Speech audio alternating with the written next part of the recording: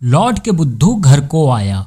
तो finally Jey Uso, Jimmy Uso और the tribal chief Roman Reigns का हो चुका है रीयूनियन और हमें देखने को मिल गई है ओजी ब्लड लाइन। बात करेंगे इन सारी चीजों के बारे में, तो चलिए शुरू करते हैं आज के शो का रिव्यू, स्मैश द स्मैकडाउन। तो हमें स्मैकडाउन की ओपनिंग करते हुए दिखते हैं रैंडी ऑर्टन और वो काफी उतावले थे केविन ओवेंस के साथ मैच लेने के लिए। भाई सच में यार रैंडी ऑर्टन बहुत हरामी बंदा है, एक बार किसी से पंगा हो गया ना तो नंगा करके मारता है ये। तो रैंडी ऑर्टन आते हैं रिंग में और कहते हैं कि भाई देखो यार केविन ओवेंस को ना WWE प्रोटेक्ट कर रही है, ट्रिपल एच, निक ऑल्डिस ये सारे मिलके उसको बचा रहे हैं और मेरे खिलाफ उसे लड़ा नहीं रहे हैं। और इस पर रैंडी ऑर्टन कहते हैं बस यार बहुत हो गया, अब मैं चाहता हूँ कि ट्रिपल एच बाहर आए रिंग में और वो इस चीज का जवाब दे।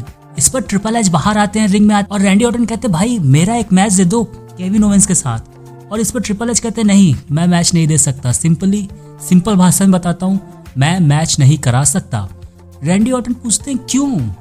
ट्रिपल एच कहते हैं यार तुम समझता क्यों नहीं है, क्राउन जूल के लिए मेरे 5 मैच फाइनल हो चुके हैं, मैं छठा मैच नहीं दे सकता यार, मेरे को 5 मैच का ही कार्ड चाहिए, तुम लोग का छठा मैच हो रहा है तो मैं नहीं करा सकता। और रैंडी ऑर्टन भी सोच में पड़ गया यार, कहता है यार अगर यहाँ मौका नहीं मिला तो सर्वाइवर सीरीज में वैसा नहीं मिलना, क्योंकि सर्वाइवर सीरीज में बहुत ही बड़े मैच होंगे तो वहां तो वैसा नहीं मिलेगा।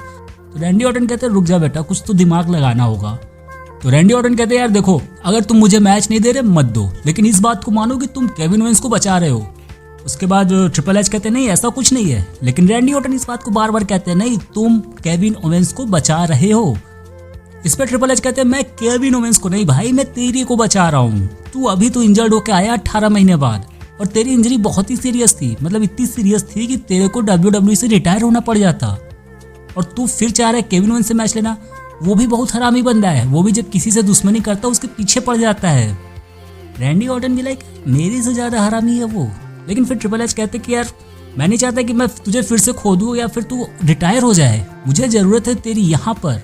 रैंडी ऑर्टन कहते मैंने ना CEO को नहीं बुलाया था पॉल लेविस्किस, मैंने बुलाया था ट्रिपल एच को, द गेम को, मैंने उस बंदे को बुलाया था जिस बंदे ने मेरे घर में घुसकर मेरे ऊपर अटैक कर दिया था। क्या वो बंदा भी मेरी जगह होता तो ऐसी बातें करता?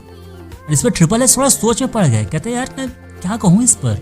तो ट्रिपल एच भी कहते ठीक है अच्छा तुझे मैच चाहिए, लो भाई तुम मैच ले लो क्राउन जूल में, मैं अपना रिकॉर्ड तोड़ता हूँ, दिल पे पत्थर रखकर क्राउन जूल में छठा मैच कराता हूँ।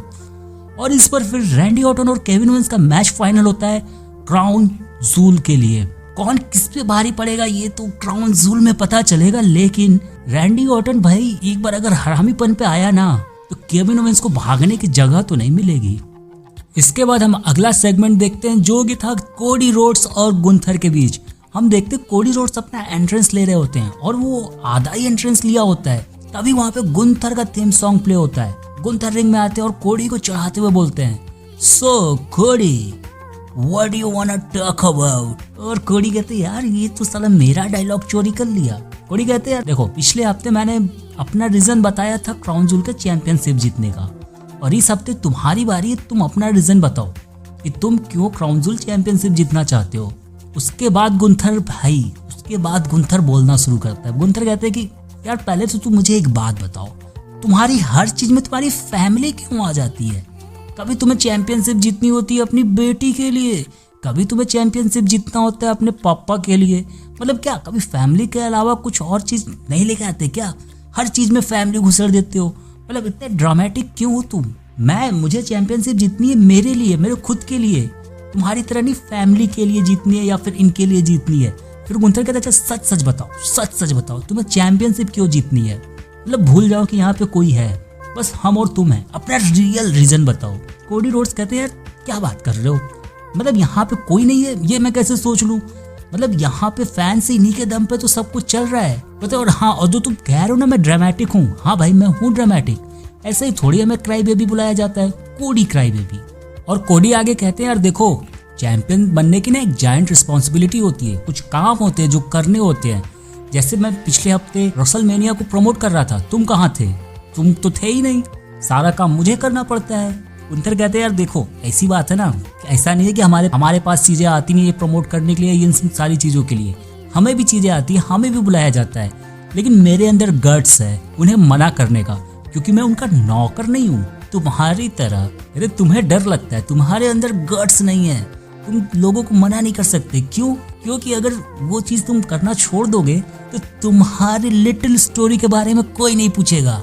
इस पे कोडी रोड्स कहते हैं यार ये क्या बोल दिया इसने, अब मैं इसका क्या जवाब दूं। कोडी कहते हैं ओके, कहता है मेरे अंदर बहुत गट्स है। पता है क्यों? क्योंकि अब मैं बात छोड़ के मैं तेरी पिटाई करने वाला हूँ। और उसके बाद वो गुंथर पर अटैक कर देते हैं, लेकिन वहां पे उन्हें बचाने के लिए लुडविग काइजर आते हैं और फिर उसके बाद ये दोनों मिलकर कोडी रोड्स की पिटाई करते हैं। लेकिन उन्हें बचाने आते हैं द वाइपर रैंडी ऑर्टन। और भाई जैसे वो आते हैं ये दोनों रिंग से छोड़कर भाग जाते हैं। लेकिन यार एक चीज बड़ी सही थी, फिर रैंडी ऑर्टन जाते हैं और उस चैंपियनशिप को उठाते हैं और फिर वो देते हैं अपने चैंपियन यानी कोडी रोड्स को। सच में अभी इन दोनों की ना राइवलरी करा दो यार, रैंडी ऑर्टन और कोडी रोड्स, क्योंकि इनके बीच की हिस्ट्री भी कमाल की है। अगर इनके बीच की हिस्ट्री देखने जाओगे तो क्या कमाल की हिस्ट्री रही है इनके बीच। और दूसरी तरफ एक और छोटी सी चीज यार, गुंथर बंदा माइक पे ना नेक्स्ट लेवल होता है, नेक्स्ट लेवल होता है। मैं तो चाहता हूँ यार गुंथर और ड्रू मैकिंटायर की एक फ्यूड देखना, इनके प्रोमोस देखना, क्योंकि जिस तरह के दोनों ही माइक पे काम करते हैं यार एक दूसरे के सामने, ओए होए होए होए मजा आ जाएगा देखकर इन दोनों को ही। इसके बाद शो में आगे होता है एक टैग टीम मैच जो कि था नंबर 1 कंटेंडर के लिए। ये मैच था DIY और मशीन गन, और पता नहीं क्या कुछ तो नाम था मशीन गन, लेकिन नाम था उसमें।